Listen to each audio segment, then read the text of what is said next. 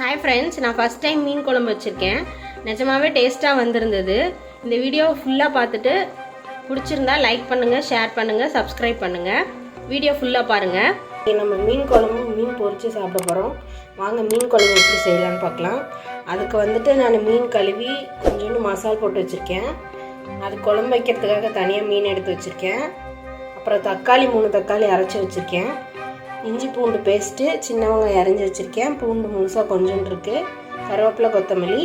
மீதி நம்ம என்னென்ன போடுறோமோ அதை அப்படியே லைனாக பார்க்கலாம். அடுப்பத்தை வச்சுக்கலாம்.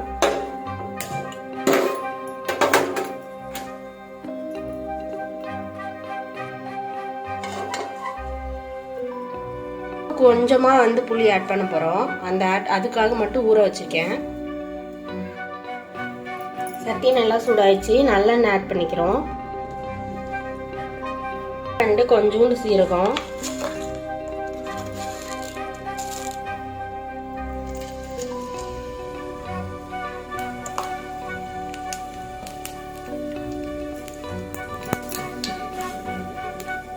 ரொம்ப கம்மியா கொஞ்சோண்டு வெந்தயம்,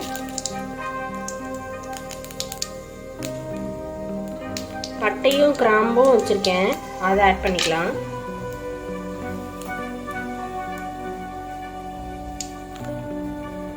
நல்லா பொரிஞ்சிருச்சு. இப்போ சின்ன வெங்காயமும் பூண்டு ஆட் பண்ணிக்கலாம்.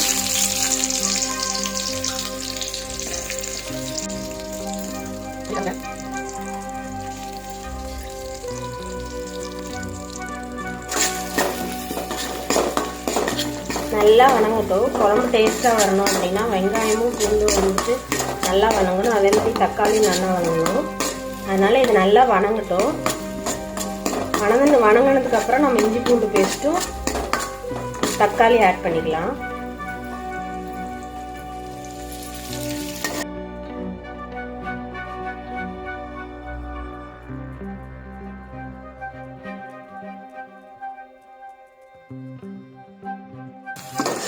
வெங்காயம் நல்லா வணங்கிடுச்சு. இதில் இஞ்சி பூண்டு பேஸ்ட்டு தக்காளி ஆட் பண்ணிக்கலாம்.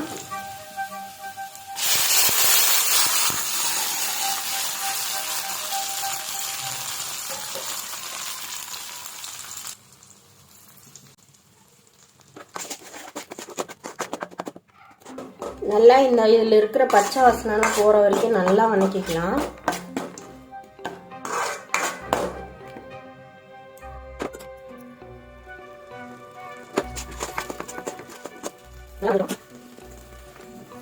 நல்லா 2 நிமிஷம் வணங்கிடுச்சு. இதில் மஞ்சத்தூள், மிளகாத்தூள், உப்பு 3 ஆட் பண்ணிக்கலாம்.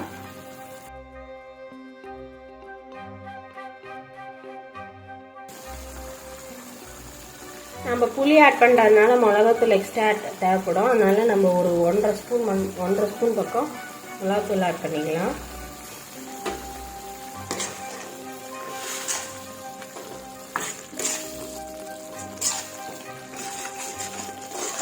பாருங்கள், இதுவே நல்லா கலராக வந்துடுச்சு. நல்லா பச்சை வாடை ஓரளவுக்கு பச்சை வாடை போனதுக்கப்புறம் நம்ம புளி ஆட் பண்ணிக்கலாம்.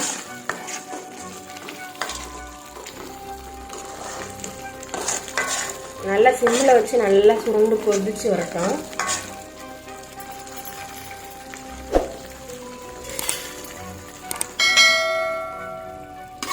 குழம்பு பாருங்க நல்லா சுருண்டு அழகா பார்க்கவே குழம்பு மாதிரி இருக்கு, கிரேவி மாதிரி வந்துடுச்சு. இப்போ நம்ம புளி ஆட் பண்ணிக்க. புளியோடையே எவ்வளோ தண்ணி நம்ம குழம்புக்கு வேணுமோ அதையும் ஆட் பண்ணி நல்லா கொதிக்க வச்சிடலாம்.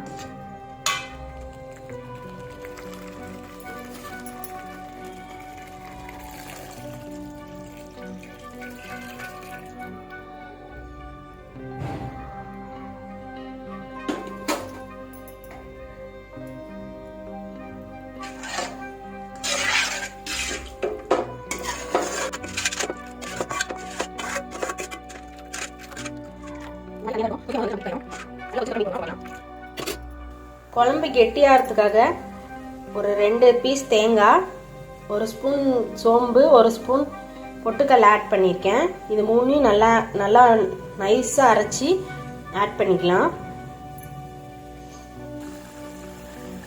குழம்பு நல்லா கொதிச்சு எண்ணெய் பிரிஞ்சு வந்துச்சு. இப்போ தேங்காய் ஆட் பண்ணிக்கலாம்.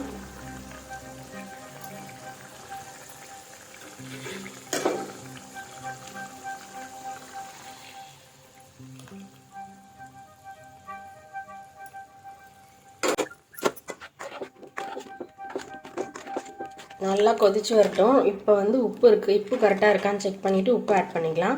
நல்லா கொதிச்சு வந்த உடனே மீன் ஆட் பண்ணி ஒரு 5 மினிட்ஸில் இறக்கணும்னா மீன் குழம்பு ரெடி ஆயிரும்.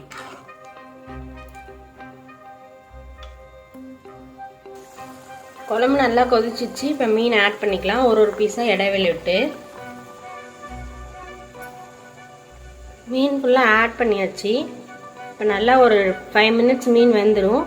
நம்ம அவ்வளோதான், மீன் குழம்பு ரெடி ஆயிரும்.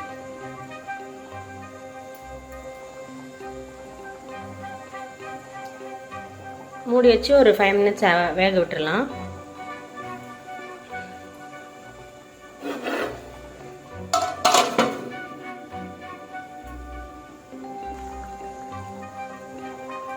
நல்லா 5 மினிட்ஸ் கழிச்சு ஓப்பன் பண்ணி பார்க்கும்போது மீன் நல்லா வெந்தே பண்ணி பார்த்துட்டு பிடிச்சிருந்தா லைக் பண்ணுங்கள், ஷேர் பண்ணுங்கள், சப்ஸ்கிரைப் பண்ணுங்கள்.